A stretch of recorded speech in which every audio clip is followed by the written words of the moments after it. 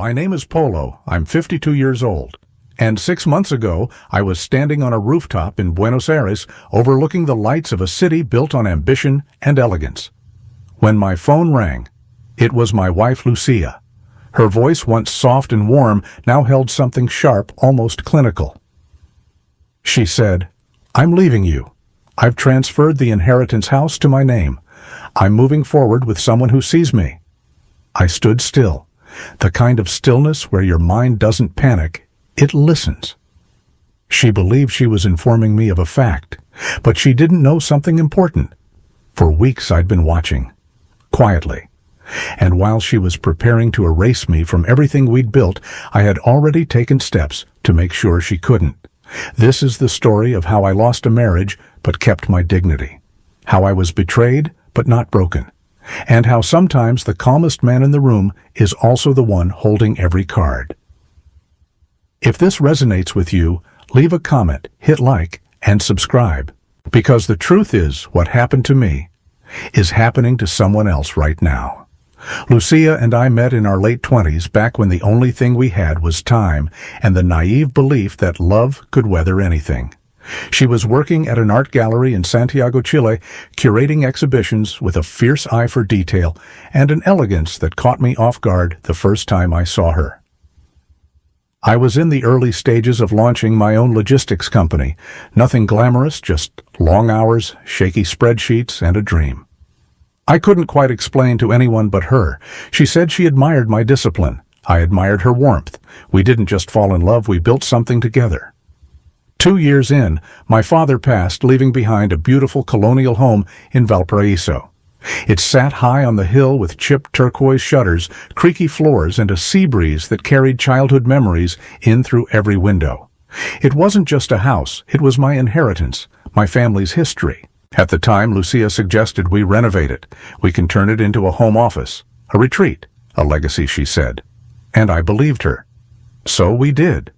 We put our savings into that house.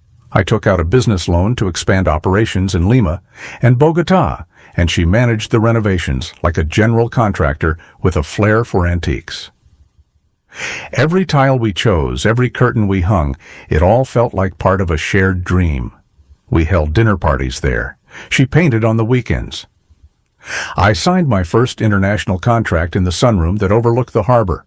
We even tried to start a family once, though. That dream slipped quietly away after 2 miscarriages. Still, the house remained. It became our anchor, the symbol of what we'd overcome, of everything we'd promised to keep safe. But somewhere along the way, our rhythm changed. Lucia started taking solo retreats, emotional detoxes, she called them. She joined spiritual seminars in coastal towns and yoga intensives in the Andes. I didn't question it at first. We all evolve, I told myself. Maybe she just needed space to reconnect with herself. I was busy too, scaling the company, managing employees, onboarding new clients. I told myself we were still building the same dream, just on parallel tracks. Then, one day over breakfast, she mentioned a financial advisor she'd met at a retreat. She said he'd suggested a simple estate restructure to reduce our tax liability. She even had the papers printed and highlighted. "It just makes sense to put the property in my name," she explained, "for protection legally, in case your business ever faces litigation." She smiled when she said it, calm, reasonable. But something in my chest tightened. I didn't argue. I nodded, sipped my coffee, and said I'd think about it. What she didn't know was that by the time she handed me those documents, I had already started noticing the cracks, new purchases on our joint account, late-night messages. She didn't explain energy that no longer circled back toward me. Still, I hoped I was wrong. I hoped the woman I'd shared dreams and silence with for 2 decades hadn't changed the locks on her loyalty. But as I looked at the restructuring proposal again later that night, I realized this wasn't about taxes. It was a quiet erasure, a paper trail to push me out of my own legacy. And that was the night I made my first phone call, not to Lucia, but to my lawyer. Looking back, the signs weren't sudden, they were slow, almost elegant in their deception, like the scent of smoke in an old house, too faint to be alarming at first, but persistent enough to make you pause. Lucia became elusive even in the same room. Her phone was suddenly password protected, always face down and always in another room when it rang. She claimed she needed solitude time to meditate to rediscover her inner voice. I respected that. I'd always admired her independence. But something was different. Her new version of independence didn't feel like growth. It felt like disappearance. She began taking extended trips to wellness retreats. First just a weekend, then a week, then 10 days. When I offered to join thinking it might be a chance to reconnect, she gently dismissed me. "This is just for me," she'd say, brushing my hand aside with a kiss on the forehead. Not the lips, never the lips anymore. She spoke of new people she'd met. A woman named Paloma who taught energetic finance. A man named Ramiro, a life realignment specialist with a background in soul-driven investments. The first time she mentioned him, I ignored the twist in my gut. The second time, I remembered his name. It wasn't jealousy, it was instinct. Then came the paperwork. It arrived folded neatly in a manila envelope on my desk, as if it were an invoice or a delivery receipt. Lucia said it was a new structure for the property, more efficient, more protective. She used vague but convincing language. In Argentina, she said assets tied to businesses can be vulnerable. She suggested putting the property under a neutral name, hers, just hers. I said I needed time to review. She grew visibly irritated, but kept a mask of serenity. "I thought you trusted me," she said. I answered without blinking. "I do. I also verify." That night, I called Ernesto my longtime attorney, a reserved man with a mind like a scalpel. I told him what was happening. He didn't ask many questions, just said, "I'll look into it." A week later, I received a secure report via encrypted email. The document was quiet in tone but thunderous in implication. Lucia had already visited a notary without me. She'd filed preliminary transfer requests under the justification of tax sheltering. Worse, the documents showed a digital signature mine, forged. My name had been used in 2 separate legal drafts submitted to the Registro de la Propiedad. The notary's stamp was legitimate, but the authorization attached to it was not. She'd found a workaround, a loophole, a quiet route to take everything from under my feet. I didn't confront her, not then. Instead, I hired a digital forensic analyst and a financial investigator. I needed to know if this was a one-time mistake or a full operation. What they found over the next few weeks erased all doubt. Lucia had opened 2 joint accounts, one under a foundation name she created with Ramiro. She was slowly moving small amounts from our shared business account into it. Not enough to raise flags, but enough to eventually disappear. It wasn't just betrayal. It was architecture, a calculated scheme laid brick by digital brick. And still I said nothing. Because when a fire is quietly spreading, you don't yell. You don't panic. You let it burn just enough to show you exactly where the accelerant is hidden. It happened on a Thursday. I was in Mendoza finalizing a partnership with a freight company that would open up direct trade routes from Chile to Paraguay. It was the kind of opportunity Lucia used to celebrate a toast, a long hug, a private dinner by candlelight. But that version of her had vanished. Instead, I received an email from Ernesto, my attorney. The subject line was blunt, "Urgent attempted property transfer detected." I stepped out of the meeting immediately and called him. "She did it," Ernesto said. "Today, around 11 a.m., local time, she filed a formal request to finalize the property transfer. Forged your digital signature again, we flagged it. It's frozen for now." My pulse slowed, not quickened. It was the calm I'd felt before, not panic, not anger, just confirmation. She had pulled the trigger. She thought I was still sleeping. "She's bold," I said. "She's criminal," Ernesto replied. "We have everything documented. The notary's name, the forged credentials, IP logs. If she tries to follow through, we move forward with the fraud charges." "What about the property still yours?" Her motion was suspended before it reached execution, but she doesn't know that yet. That night, Lucia texted me a photo of herself in a white robe standing barefoot on a hillside. The caption read, "Letting go of all that no longer serves me." I didn't reply. The next morning she called. Her voice was sugar-sweet, the kind of tone she used when she wanted me to feel safe. She told me she'd been thinking, that maybe we had outgrown each other, that maybe we should release the past with love, that she'd already found a new place with Ramiro, an eco-villa in southern Chile. "It's more aligned," she said. Then she dropped the line she'd been rehearsing. "I've gone ahead and taken care of the paperwork for the house, so you don't have to worry." I thought it would be easier this way. Easier? She thought she'd sold the house behind my back and that I would discover it like a lost wallet, already gone, already spent. I smiled, though she couldn't see it. "I'm sure you did what you thought was best." She paused, perhaps expecting outrage, desperation, bargaining. What she got was indifference, and that I knew rattled her more than any raised voice ever could. What she didn't know was that Ernesto had not only blocked the transfer, but had also filed a silent alert to the National Registry. Any further attempt to manipulate the documents would be recorded, time-stamped, and forwarded to the police unit specializing in real estate fraud. Every move she made from this point on would be documented and admissible in court. That weekend I called my assistant in Buenos Aires and told her to reschedule my meetings. "Family emergency," I said. My return flight landed in Santiago the following Tuesday evening.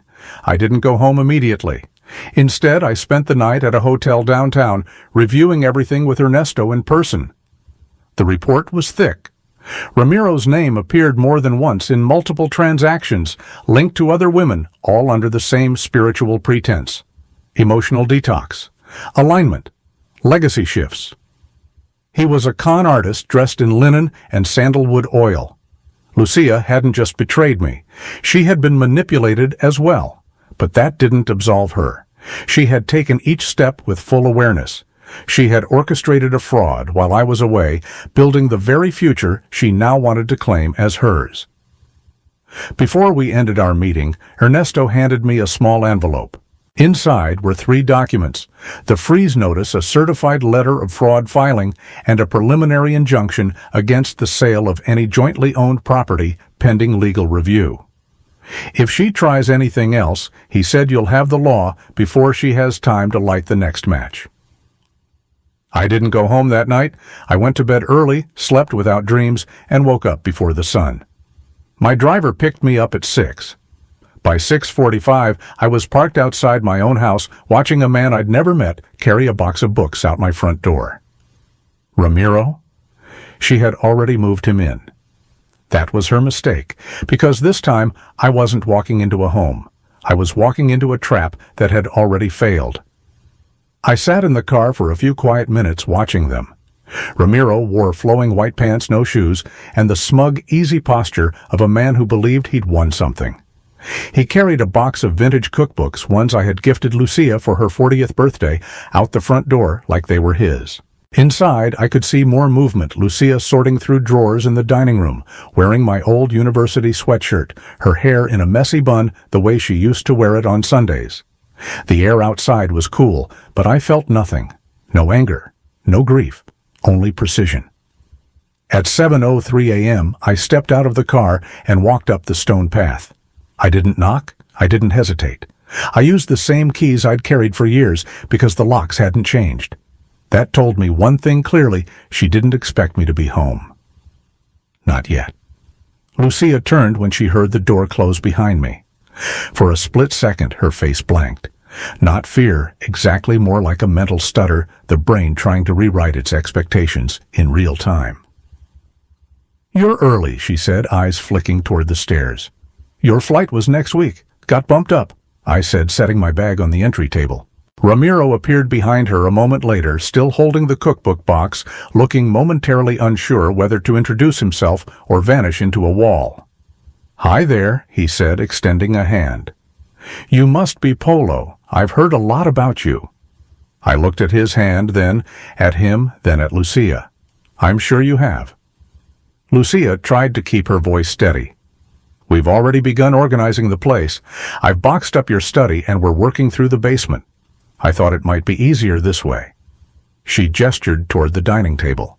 Sitting there was a thick manila folder papers neatly arranged beside a pen like a well-staged theater scene. On top, property transfer documents pre-filled but unsigned. My name typed neatly. Several pages already included Lucia's sweeping script in blue ink. She had learned her lesson from the first failed attempt. This time she wanted my signature in person. A kind of final performance. The illusion of consent. "You've been busy," I said, walking slowly toward the table. I flipped through the pages without sitting down. Quietly. No reaction. "I thought we could handle this like adults," she said. "No drama. The buyers are ready. They have 2 small children who need to start school in a new district next month. If we drag this out, everyone suffers." "Everyone," I repeated. Ramiro chimed in again, his tone overly casual. "No pressure, man. We just want this to be clean, respectful. Energetically aligned, I looked at him. You moved into my house while I was still legally married to the woman whose name is not on the deed. And you're lecturing me about energy?" He raised both hands, backing off. I didn't mean I reached into my briefcase, pulled out my phone, and tapped to open a text from Ernesto. I turned the screen toward Lucia. The message was time-stamped 15 minutes earlier. "Fraud claim filed. Property title frozen. National Registry alerted. Buyer notified. Escrow seized. Awaiting arrest recommendation." Lucia's face went pale. "What did you do?" "I protected my father's legacy," I said. "And mine." Ramiro took a step back, glancing toward the door. "I didn't know about any of this." "I swear," Lucia's voice snapped. "Don't you dare leave right now." But he was already halfway out the door. The cookbooks hit the porch with a hollow thud. Tires squealed moments later. Lucia stood frozen in the kitchen hands, gripping the edge of the counter. Her voice was low, bitter. "You bastard, you've ruined everything." "No," I replied calmly. "You did that when you tried to steal what never belonged to you." The house fell into a thick silence. She looked around as if seeing it clearly for the first time, not as a prize, but as evidence. Her scam had failed. Her accomplice had run, and I hadn't yelled once. "I want you out by tonight," I said, reaching for the folder, "before the authorities make that decision for you." She didn't answer. She didn't need to. Lucia left the house that evening with 2 rolling suitcases and a tote bag slung over her shoulder. She didn't say goodbye. She didn't ask for forgiveness. She didn't even look at me as she closed the door behind her. It was as if she were walking away from a hotel room, not a 14-year marriage. And maybe for her, that's all it had become, temporary transactional hollow behind the decor. The next morning at precisely 8:30 a.m., Ernesto arrived at the house with a locksmith and a technician from the security company. Within 2 hours, the old locks were gone, replaced with high-grade deadbolts and a biometric system I could monitor from my phone. Cameras were installed at every entrance. If Lucia ever tried to return, I'd know within seconds. Not out of fear, but out of certainty. The era of uncertainty was over. At 10:45 a.m., we sat in Ernesto's office, reviewing the official fraud complaint. All evidence had been submitted to the Fiscalía Nacional Económica documents, audio recordings, transaction logs, digital signatures, and a sworn affidavit from the notary Lucia had attempted to manipulate. According to the Attorney General's office, this was not going to be a civil dispute. It was a criminal matter now. 4 days later, I received a call from Detective Fernanda Soto, who had been assigned to the case. She was direct, methodical, and refreshingly unimpressed by theatrics. "Your wife forged your signature, manipulated real estate records, and attempted to transfer assets she had no legal right to," she said. "Our office is preparing charges for aggravated fraud and document falsification. Ramiro, too, if we can prove he participated knowingly." I asked if they'd need anything else from me. She said no for now. But be ready. Cases like this often uncover more as they go. She was right. A week later, a second report came in. Ramiro had pulled this same stunt in 2 other provinces. Different women, same strategy. Lucia, it turned out, wasn't the mastermind, just one of the more willing players. But that didn't make her innocent. In fact, it made her easier to prosecute. She had left a trail of emails, bank transactions, and hand-signed receipts that tied her directly to the plan. The real irony came when the family whose children were supposedly ready to move in next month filed a formal complaint of their own. They had wired nearly $30,000 as earnest money now trapped in legal limbo. They'd been sold a house that was never on the market by a woman who didn't own it. Their lawyer reached out to mine. We coordinated statements. I gave them my full cooperation. They deserved justice too. By the end of the month, Lucia had been formally charged and summoned to appear. Ramiro had fled the country, leaving her to face the fallout alone. Her defense lawyer, likely the cheapest one she could afford, argued emotional distress, marital breakdown, and manipulation by a third party. But the court didn't buy it. The presiding judge made one thing clear during the preliminary hearing: financial fraud dressed in spiritual language is still fraud, and betrayal wrapped in self-discovery is still betrayal. In the weeks that followed, I focused on rebuilding not just the house, but my focus. The business was still running. My employees had questions, of course. Some had heard rumors, others had seen the news. I didn't offer gossip. I offered stability. "I'm still here," I told my operations director, "and so is everything we built. We just had to shed a little rot from the foundation." I meant it, and for the first time in over a year, I believed it. Spring arrived early that year. Though it didn't feel like a change in weather, it felt like a change in weight. For the first time in what felt like years, the house no longer breathed tension.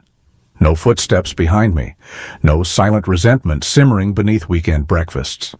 Just stillness. I repainted the walls in the living room light gray with white trim, replaced the heavy curtains Lucia loved with sheer panels that let the morning light spill in. The old wedding photos came down. The dusty incense jars were tossed. I kept only what felt honest.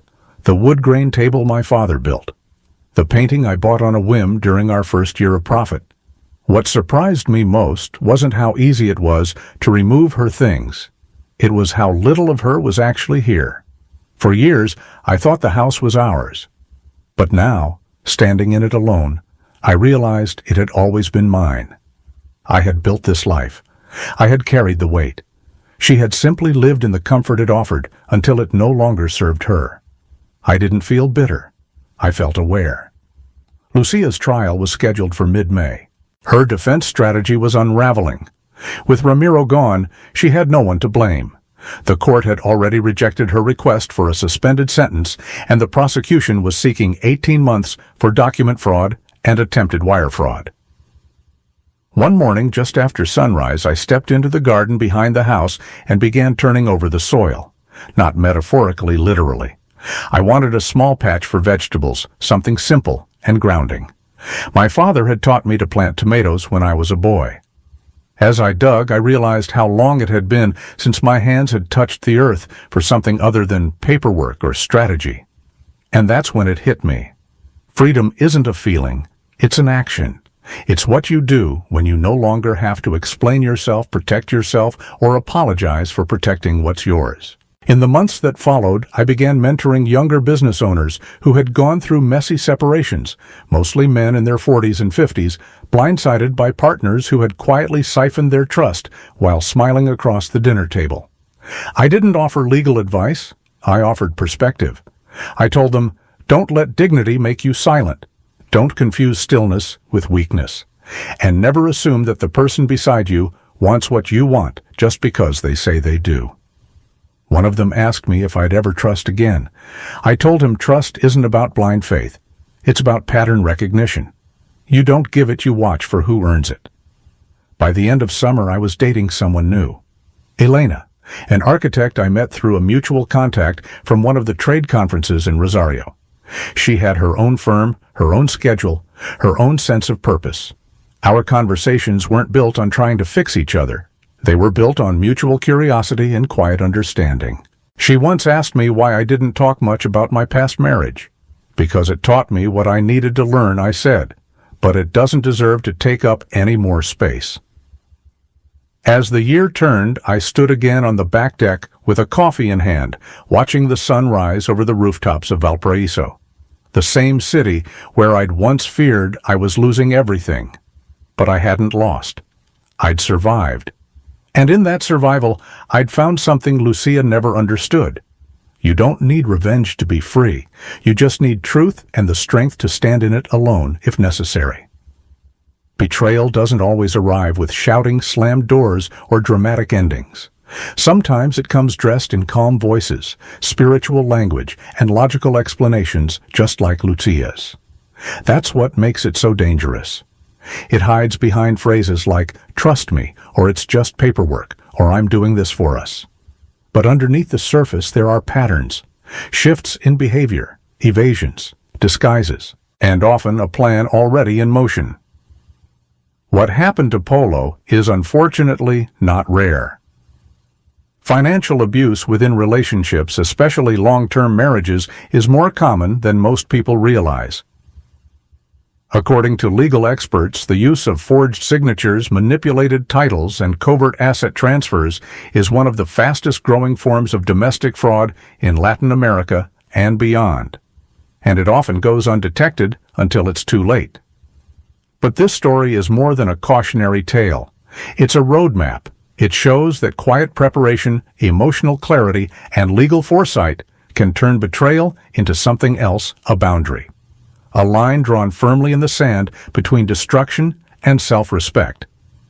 The truth is, protecting what you've built isn't about paranoia. It's about wisdom. And sometimes the strongest thing you can do is walk away from what tried to break you without ever raising your voice.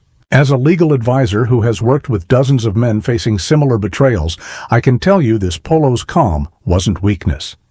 It was wisdom. In long-term relationships, especially those involving shared assets, emotional manipulation is often paired with financial strategy.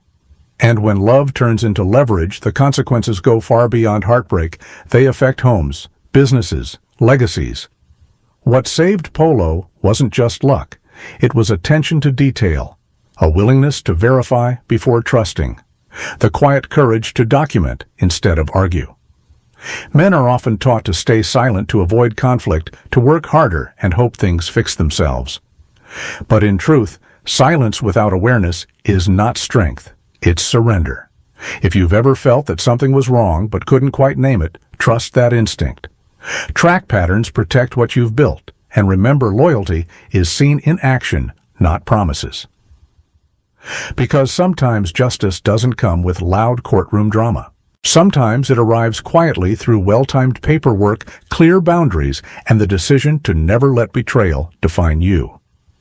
If this story resonated with you, drop a comment below. I've been there. It helps others know they're not alone. And if you're building yourself back one decision at a time, hit like, subscribe, and keep walking forward. Quiet strength always leaves the deepest mark.